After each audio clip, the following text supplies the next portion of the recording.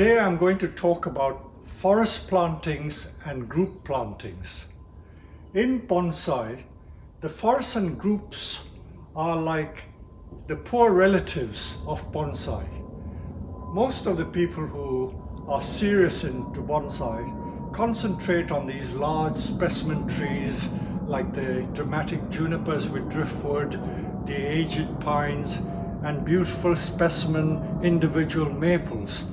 But very seldom will you find examples of good forests treated seriously in bonsai.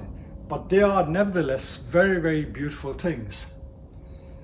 This is an example of one of my maple groups. I imported part of this group in 1991 or 92, and when I imported it, it only had 11 trees. And the 11 trees is mainly the big ones at the back, and the pot was only about 35 to 40 centimeter in length in an oval pot. So that was the original size of the pot there. And over the years, I've added more and more trees to it. And today you will see that it is just full crammed with trees.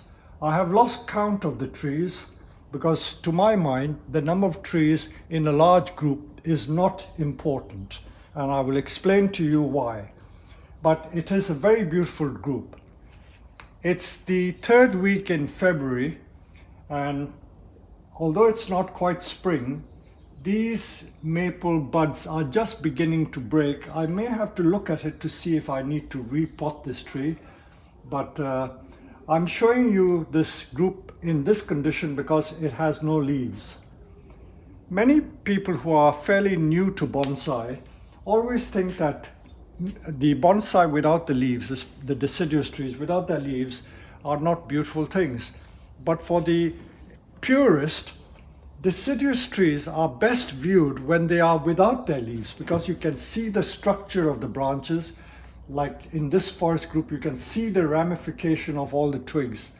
And in the summer, when the thing is full of leaves, you have to trim it about 3 or 4 times during the summer just to introduce space between the branches. It's so overgrown that you do not appreciate the structure of the trees.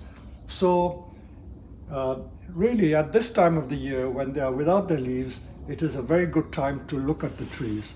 So this is an example, I would say, of a very, very good forest planting.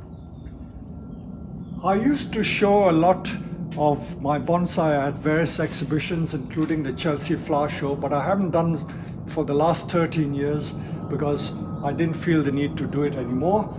But forest plantings and groups, although they are made from very simple bonsai or simple trees, used to attract the most attention from the general public. I'm not talking about the bonsai enthusiasts, I'm talking of the general public.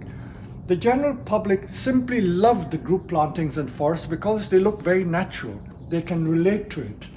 And in fact, I once remember, I can't remember which bonsai artist remarked that when a group is very authentic and beautiful, like this one, you can almost see little birds flying through the branches. So this is the feeling and emotion that forest plantings evoke within you.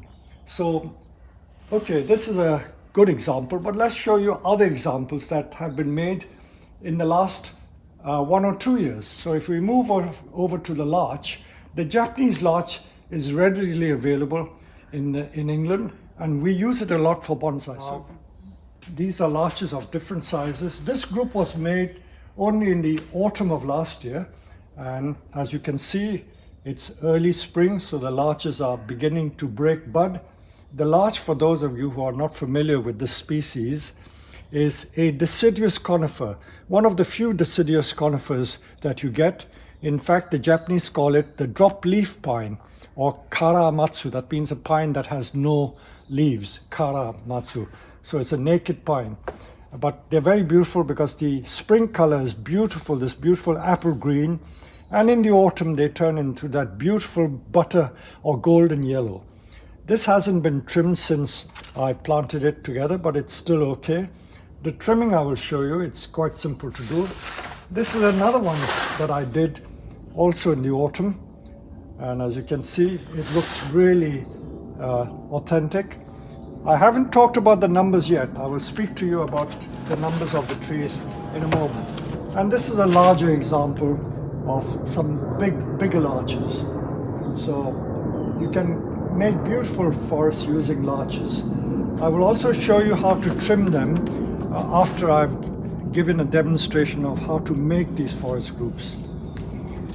Most of these groups at the moment, this is in a plastic pot. This in fact is in a seed tray, and that one is in a temporary plastic training pot. I planted it because it's deep. When we make groups, I don't think it's a very good idea to plant them straight away into bonsai pots, because the final pots are usually very shallow, and it may be a waste to use a good ceramic pot while the trees are in training. And as I said, this was only done last year. And once the roots mesh in the pot, you can take it out. And there you are. The roots are all meshed together. And then you can transfer to the final bonsai pot, ceramic pot if you wish. Or if you don't wish to use a proper bonsai pot, you can put it on a piece of slate, because the soil is not going to wash away. It will hold. And all you do is you mount the soil up to the side. This is a large cryptomeria group. And by the way, this is not slate. This is a piece of fiberglass that I cast from the original slate that we have. So, as I mentioned to you, this was planted in a long seed tray. And once the roots have meshed, the roots will hold the entire composition together. There is no danger of any of the trees falling out. And this is just a fiberglass cast piece. You can cast it if you work in fiberglass. If it was slate, it would be too heavy to lift. So this is just fiberglass. But if you looked at it and didn't know what it was, you would think that it is a genuine piece of slate. So using a seed tray or temporary planting tray to make the group makes sense. And once the roots are established, you can then put it on any piece of stone, slate or pot as you wish. So that's another way of approaching it. I will now talk about numbers. This group has got, you won't believe it, it's got 6 trees. But does it make it any less beautiful? I don't think it does. When I come to making the groups, I will explain to you the significance of numbers, but while I'm showing you this group, I just show it to you because this group has 6 trees, and to a lot of bonsai purists this would be a no-no, but not so. While we're talking of numbers, this large Acer palmatum forest that I partly created, because I told you I added trees to it, has 28 trees, but the fact that it is an even number doesn't detract from the beauty of this tree. I'll tell you a story of an exhibition I once attended in 1991 in Birmingham. And at this exhibition, there was a very beautiful Tridon Maple forest. It was probably in a pot longer than this and no more than about 45 centimeter high. And they were just planted with young Tridon Maple seedlings. And that group must have had, I would say, 50 or 60 small saplings in it. It was an extremely beautiful group and everyone was admiring it. And I was standing behind 2 so-called bonsai enthusiasts. You get these enthusiasts who think that they know a lot about bonsai. And one of them turned around to his friend and said to him that I've just counted the number of trees in this group. He must have stood there for about 15 minutes counting the trees. And he says, you know, there are 78 trees in that group. And it's a rubbish group because he's used even numbers. Now, I couldn't believe my ears because he said that it's rubbish because it was a group with even number 78. He said he should have used 77 or 79. I don't think that this person was quite right. Now, when we come to making the groups, I will explain to you the significance of numbers. So we will now move on to the practical side, showing you how to make these forests, because the forest is one of the easiest things to make. We're going to use these Japanese larch, and all these larches are beginning to bud. This is very early spring, but the larches come out into leaf very early. These are 4 to 5 year old young plants, and they've been grown in these pots, and I haven't potted them on since they were transplanted as seedlings, so they are fairly pot bound, which is good. So we will start with 5 or 7 trees and see how we get along. As you can see, they are extremely vigorous trees. Extremely vigorous trees. With forest groups, you can use trees which are not very good. And I remember once meeting a grower in Japan, and he said that all the rubbish seedlings and plants which are no good for making individual trees are destined for making the forest groups. So they don't put much value on those trees, but as you can see that these little things will become extremely beautiful once they're put together in a forest. So we will choose, let's start with 5 trees. I was talking to you about numbers. Now, the classical approach to making forests is that you always use odd numbers and not even numbers. There is a bit of logic and reasoning behind that, but there is also a lot of traditional, I would say, superstition behind the use of particular types of numbers. If you go to Japan, China, Hong Kong, even Canada, where there's a large Chinese community, many of these condominiums and tall buildings and even hotels, you will not find a 4th floor and you will not find 13th floor. Okay, 4th is a very, very unlucky number, both to the Chinese, Japanese, and I would assume the Koreans and the Taiwanese as well. So number 4 is very unlucky, so they don't use 4 in making a forest. And the reason why they don't use the number 4 is because 4 in Chinese is pronounced sei, means to die. I would assume in Japanese as well, 4 means to die. So 4 is unlucky. So it's superstition really, they don't use 4. 3 is a very lucky number, so they use 5. Now, 8 in Chinese folklore is a very lucky number because 8 or part means to be prosperous. I don't see the logic of it because 2 4s, 2 unlucky numbers make a very lucky number. So that, shows how silly this superstition is. The reasoning why the odd numbers make sense, let me explain to you.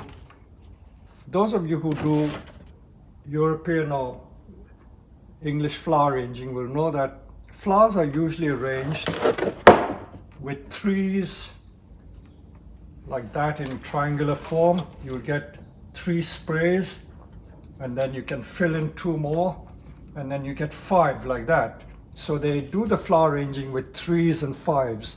So the aesthetic balance with odd numbers is more difficult to achieve than if you used even numbers, especially 3. See, 3 you get a lot of nice balance, but with 4, where would you put the 4th one?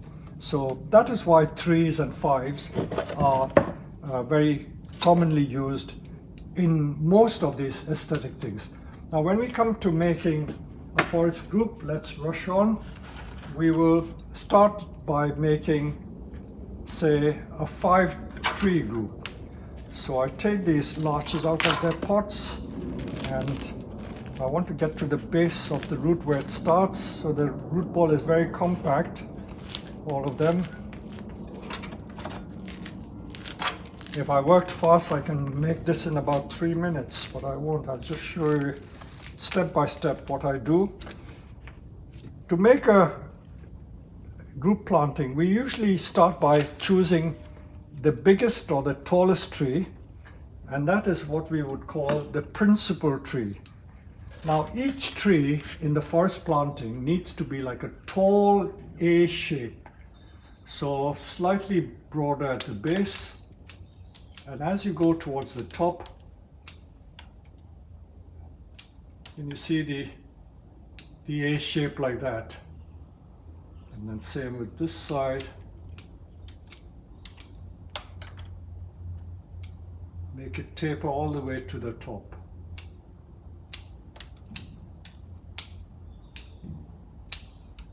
So that is one tree. So we do it to all of them.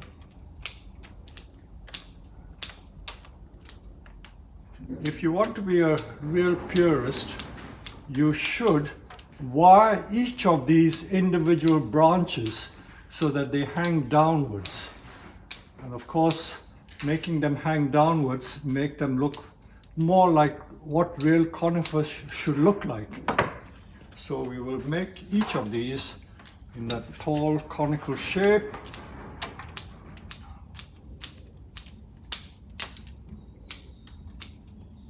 Tall A shape. Got 3 there. The beauty of larches is that because they're deciduous trees, however hard you prune, they will bud back very easily. So they are very suitable for this type of pruning. Okay, so I've got my 5 trees. So we will put the principal tree there. Don't arrange them all in one straight line. Those of you who have my second book, Bonsai Masterclass, I go into great detail about making forest plantings, and lots of tips and arrangements, examples are shown in there. So what you shouldn't do is put it in a straight line. Just put them in different positions, staggered,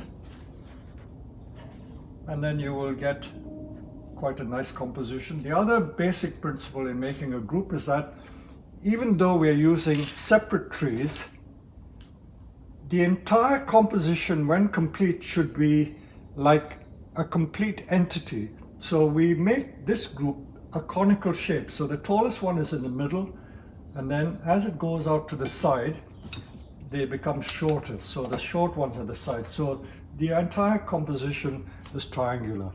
So this seed tray, which is like 16 inches long, which would be like 40 centimeter long seed tray, I've only put 5 in there. Let's see what happens if I put a few more. When there are 5 trees like this, okay, it's a nice composition. If I took away one tree, it doesn't look so good. That's the dreaded number 4. If you use 3 trees, that looks quite nice. Well, I suppose 4 would also look nice, but that is 5. If I start putting another one, there's 6.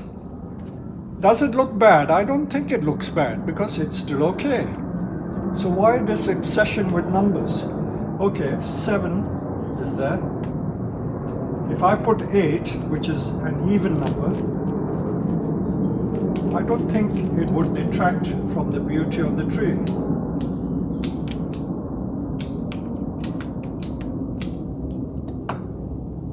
Okay, this is taller, so I put it in the middle there.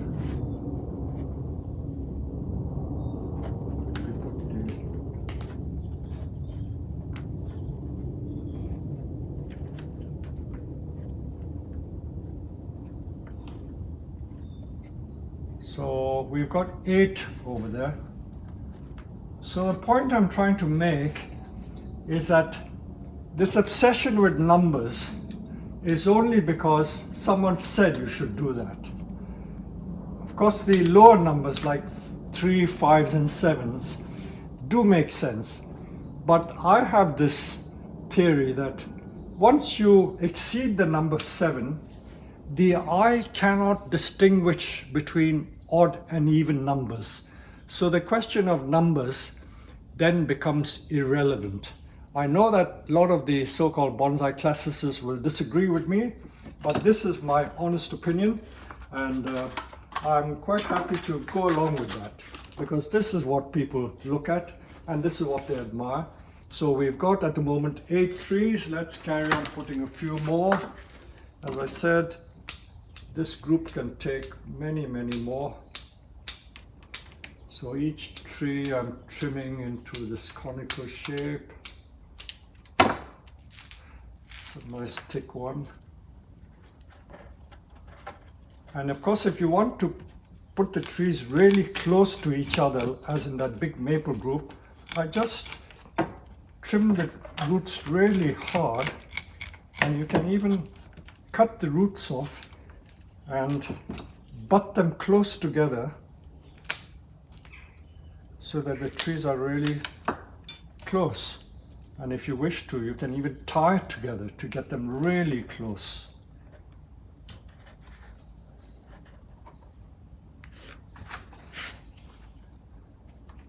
That seed tray is not even half full, and I've got 9 trees.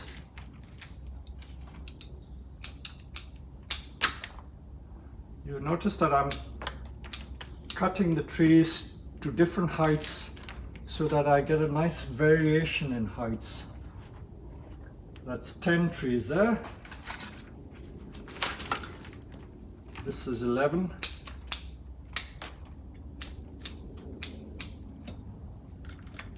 And it's nowhere near crammed. I can still get more. I reckon I can still get about another 7 trees in there. But it's just to show you the principle of making the forest. And we've got a very nice forest planting with those 11 trees. I won't add more to it because you can add certainly at least another 7 or 8 trees in there. I will show you a variation of the forest. If you have them as one group, you can also splay them out so that they fan out and you get a different effect. If you fan the trees out like this, you can make a forest with them all fanning out. So that's a variation of the forest. Another variation too is to have 2 groups, which is very popular. I'm very fond of doing the 2 group one, where you have one group of trees on one side and say another group of trees on another side. So you have like 2 forests, and then you can have little winding paths going through the middle.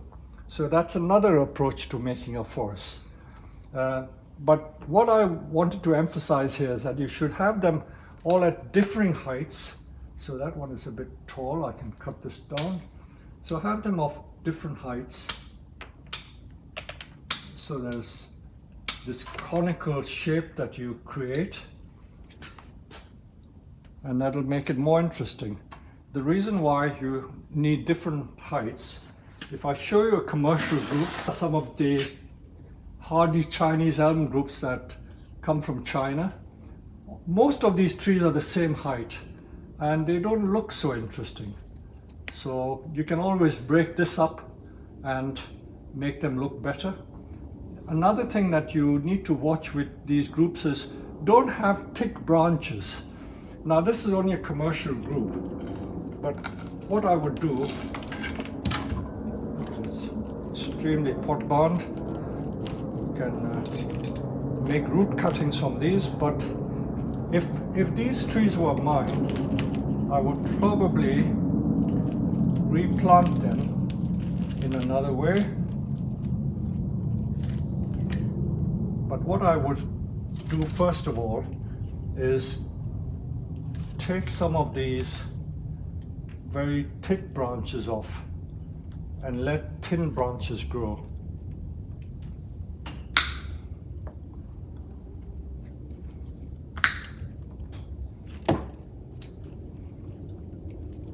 See, there's another very thick branch there. I could do something with that. Or you can see if we splayed it out even. Plant it so that it splays out. Can you see there's a different feeling altogether? Put it in a bigger pot and plant it splaying out like that. So that gives a different effect rather than all straight. So there are so many variations that you can create with this group. Now these are Japanese maple seedlings that we grow on the nursery. These are about 5 years old and they are over 1 meter tall, some of them, and you will notice that they have been pruned. If I hadn't pruned them, they would even be much taller than that. So the first pruning was done there and so on. It keeps growing on and on. So like this one, this was pruned there and it grew on. So it's had one pruning. So with trees like this, they're quite thick, I would say. They're almost like a small finger thick. But all these side shoots, I would cut off. And when you plant them, make sure that they are facing you straight. When you get a fork like that, we don't want the fork. So we want them growing straight. So each tree would be pruned like that.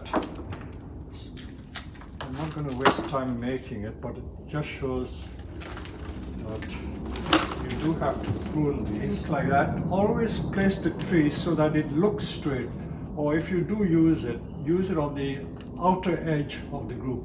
But if you plant it this way, it looks more straight, so you can get over the crooked nature of that tree by doing this rather than planting it like that. Where you get nice short branches like this one, again, and you can tease the roots however hard you wish. At this time of the year, which is very early spring, it's the ideal time to do these groups because you can play around with the roots and cut the roots as much as you want, and the trees will not come to any harm. I'm going to now show you how to make a Tridon Maple group, because we planted these seedlings in these flower pots, but they're not these tall straight ones. They've got a lot of branches and they can be slightly more difficult to deal with. These Tridon Maple plants must be at least 10 years old from seed. They have been allowed to grow because they will eventually become individual trees with a lot of branches. But I'm just showing you an example of how you can still make a group which is not just tall straight trees, but trees that have a fair number of side branches. So let's see what we have in here.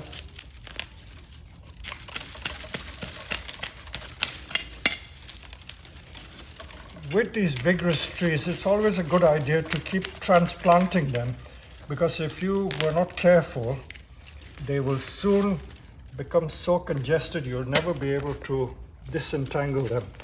So these have been planted in this pot maybe only just about a year, so they're still manageable.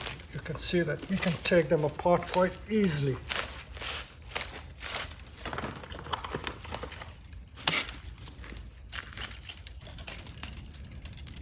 So initially I'll just work on these 3 trees. Although I've got about 9 or 10 of them, I can make a very large group, but just to show you the principle of how to prune these trees when we use it in a group. So because it's got quite good ramification already, I'm going to exploit this to the full and keep it as a bushy tree.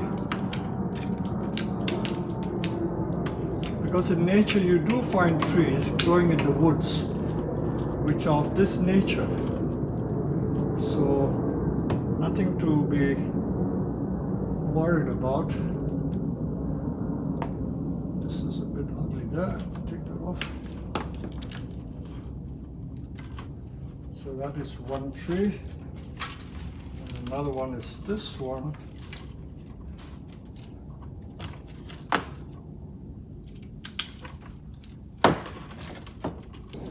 I'm making a group using trees which look more natural, more domed, and a lot of twigs. So I can do that. And I'm using one of these seed trays. You can see a lot of good drainage there. And this is ideal for training the trees. And once the roots have meshed, I can then take it apart and put them in proper bonsai pot or even a piece of slate. So these trees, while they were growing in that flower pot, was constantly chopped and pruned back to create the ramification. And once we now put it in a group together, it'll get even more ramification.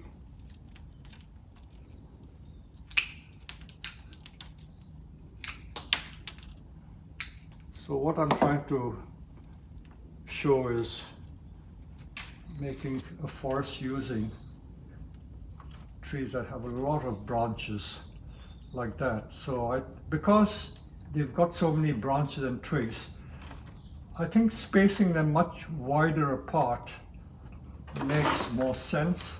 So you wouldn't put them very close together because they wouldn't look right. If you wanted to make a Tridon maple forest with a lot of trees, then they would need to be tall, straight trees rather than trees which are much fuller like this. So that's all you do, and once you've done that, just fill it with soil, leave it to grow for maybe half a season. I would say by August to September all the roots would have meshed and you can take it apart. Yes. These are plants of English yew or Taxus Baccata, and they are 3-year-old plants grown from seed, and we usually make these into informal upright trees, but you can also use them in a forest. So what we would do is we would still prune it into a triangular shape, but because we're going to plant them quite wide apart, it would be better to wire each of these trees. So this is where you need to do a little more work than we normally do when we make a forest. So each of these trees we're going to wire up so that they look more like conical Christmas type tree images. So each of these branches will be wired down. You remember I was telling you about using the 2-branch principle, where we always wire 2 branches with 1 piece of wire.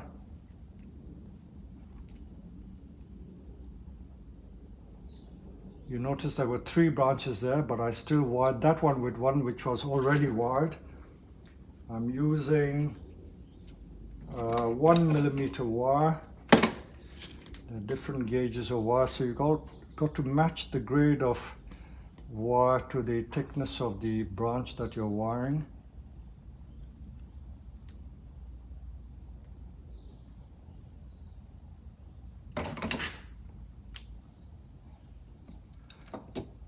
By wiring the branches downwards, you make the trees look more mature and slightly older. If they were not wired down, they spring upwards, they won't look so conifer-like. After all, a conifer means it's a cone-shaped tree.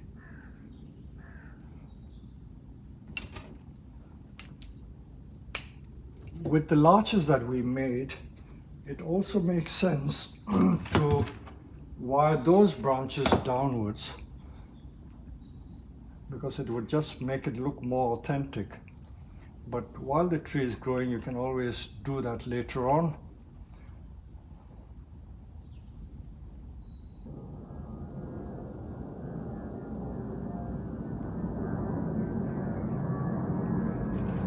So each individual tree is going to look like this as opposed to this. So what we would do, we would plant several trees like this together, maybe no more than 3. I've wired these yews. You see the difference? This is unwired and this is wired. So it looks more like a conifer. So it does pay to take some trouble to wire them, and they look much more mature. And because again they've got spreading branches, they would be better, more widely spaced. So now this one, I've done this group like a diagonal there, so that looks quite nice. You can also do one in the front and two at the back, like this. So these are the variations. So it's just to show that if you use these trees that have wide branches, you space them more widely, and that's how you get a quite different effect. So once again, it's to show you how simple it is to make these forest plantings, and it will give you a lot of enjoyment and a lot of pleasure. And this is the best time to do it. You can also do it throughout the summer, provided you don't cut too much of the root.